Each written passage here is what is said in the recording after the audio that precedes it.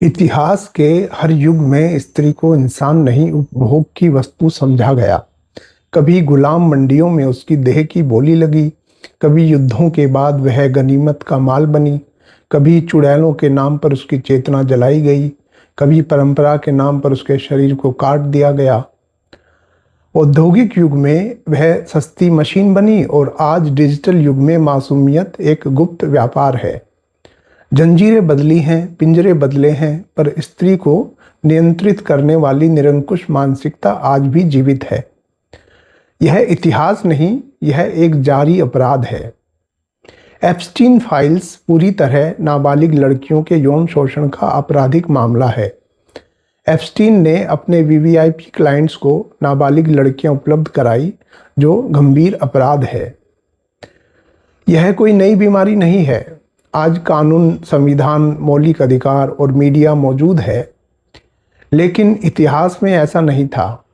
प्राचीन और मध्यकालीन समाजों में दुनिया की लगभग हर गुलाम मंडी में कम उम्र की कुंवारी लड़कियों की खुलेआम खरीद फरोख्त होती थी। हर दौर के समाजों ने स्त्री के कुंवारेपन पर ज़्यादा जोर दिया है। यह मान्यता बनी कि विवाह कुंवारी लड़की से ही होना चाहिए।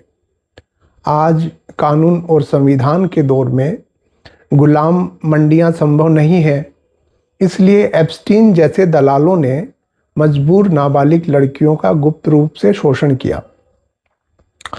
इतिहास के अंधेरे तहखानों में स्त्री की नियति किसी प्रार्थना की तरह नहीं, बल्कि एक वस्तु की तरह लिखी गई, जहां उसकी देह पर अधिकार को धर्म और उसकी आत्मा को कुचलना व्यवस्था कहा गया। सुमेर और असीरिया की प्राचीन सभ्यताओं में गुलाम मंडियों की मिट्टी आज भी मासूम चीखों की स्मृति से कांपती है। कतारों में खड़ी बच्चियां भेड़ बकरियों की तरह परखी जाती हुई, उनके शरीर, उनकी चुप्पी और उनके कौमार्य पर सिक्कों की बोली लगती थी। वह नग्न सत्य था, जहां स्त्री का अस्तित्व पुरुष की वासना का उपकरण भर था। फिर मध्यकाल आया, पर अंधकार गया नहीं। तलवारों से जीते गए नगरों में स्त्रियां गनीमत का माल कहलाई। युद्ध के बाद का उत्सव उनकी देह पर मनाया गया। जंजीरों में जकड़ी हुए देहें हजारों मील दूर ले जाई गई, महलों की अंधेरी कोठरियों में कैद कर दी गई। मानवाधिकारों का वह रक्तपात जिसका कोई प्रायश्चित नहीं। यूरोप की तथाकथित सभ्यता ने विच हंट के नाम पर स्त्री के विरुद्ध भय का महायज्ञ रचा। स्वतंत्र सोच अपराध बन गई और संदेह मृत्युदंड। लोहे के पिंजरों और सत्ता समर्थित क्रूरता का एक ही उद्देश्य था, स्त्री की चेतना को कुचल देना, ताकि वह फिर कभी अपने अस्तित्व की मांग ना कर सके। विश्व के कई कोनों में आज भी परंपरा के नाम पर स्त्री के शरीर पर सबसे बर्बर हस्ताक्षर किए जाते हैं। मासूम बच्चियों की देह पर बिना संवेदना की छुरी चलती है, न केवल शरीर को, बल्कि उनकी कामुकता, उनकी दैहिक गरिमा को हमेशा के लिए अपंग करने हेतु। यह केवल शारीरिक नहीं, मानसिक नरसंहार है। फिर औद्योगिक युग आया। मशीनें बदली, पर शोषण का चेहरा नहीं। कारखानों और खदानों में स्त्रियां सस्ती मशीन बन गई। ना न्यूनतम सम्मान, न मातृत्व का मूल्य।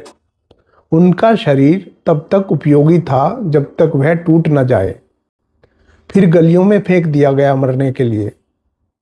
और आज डिजिटल युग के चमकते आवरण के पीछे पुरानी भूख नए औजारों से लैस है।